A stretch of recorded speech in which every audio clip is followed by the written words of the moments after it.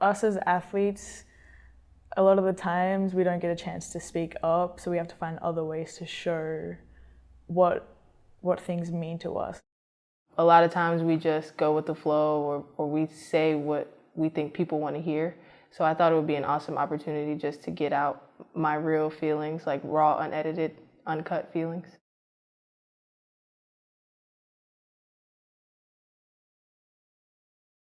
Who we are as people, like we are athletes, yes, and we do take a lot and we should be able to handle a lot, but at the same time, we still have feelings.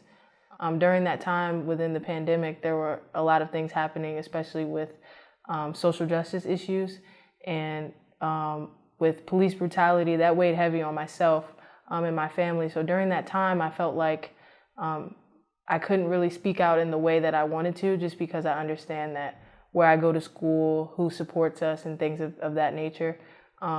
So you don't want to, in a sense, piss anybody off, but I just think it's hard for people to realize that we still have feelings and we shouldn't just shut up and dribble. The death of George Floyd and all that has really sparked like a revelation, and being in America while that's all happening, it has been really eye-opening.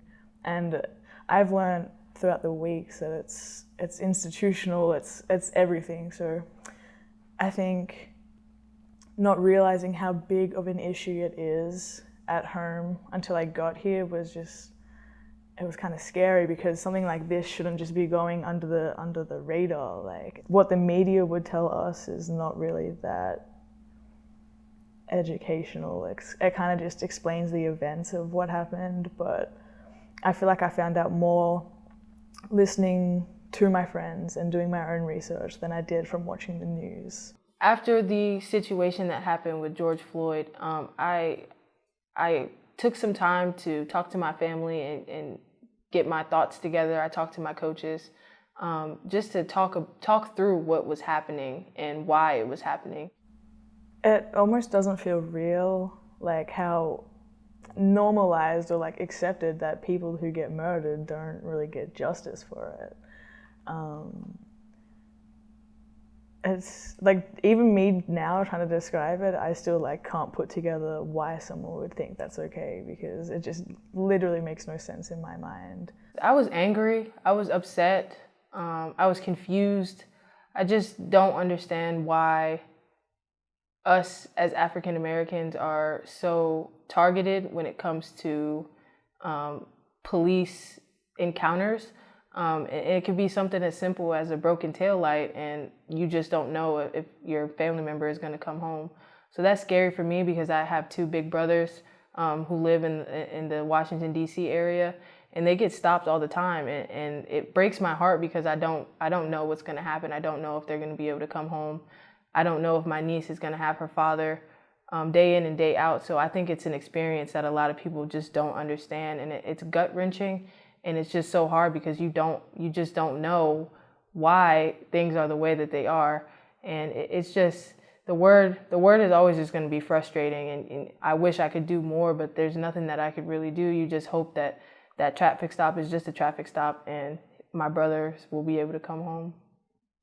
The things we face at home is completely different to what it is over in America. And to be quite honest, I think I was kind of sheltered at home, and I didn't really realize the full extent of what's happening. And I've been so open to listen and hear my teammates' stories, but not only that, I want to be educated and I want to know more about everything that these people have faced, all the injustices and all the inequalities, just because I haven't been exposed to that until I got here.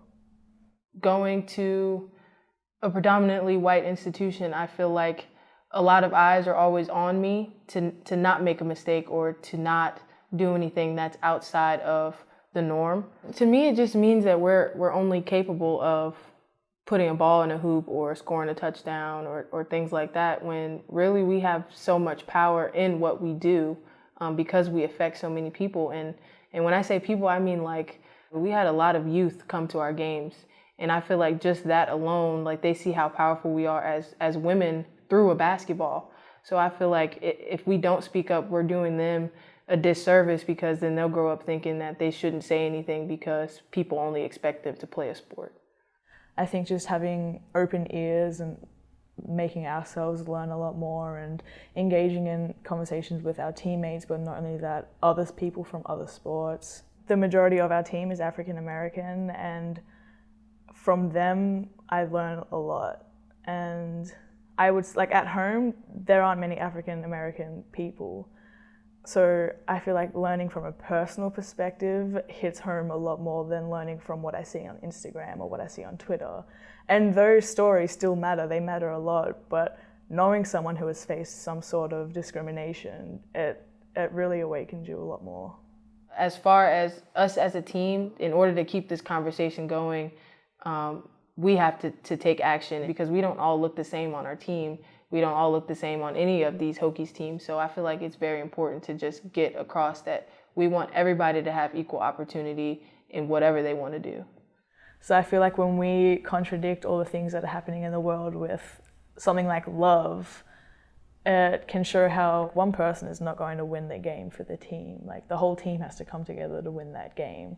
And the only way that that whole team can come together is through trusting and loving each other and all wanting to have the same mission. You can't fix these issues without understanding the people that you're dealing with and understanding that everybody deserves to be treated fairly. And to understand those things, you have to have love in your heart. You can't have hate in there, because it'll just drive you to do things to people that are just unkind. So I feel like love is always going to be the blueprint of everything. Love can be a generalized word, I feel, but adding the VT into the word kind of just shows like our community and how everyone is trying to love everyone in this community, no matter what background, what race, what culture, what religion, whatever. It doesn't become so much of a generalized word anymore when you relate it to a community. Love is the root of everything good. And I feel like at the end of the day, we are all Hokies. We all love maroon and orange. We all love this campus. We all love to win. And I feel like in order for us to do that, everything starts with love, regardless of if you're Black, if you're white, Spanish, whatever. I think love is the root of everything good.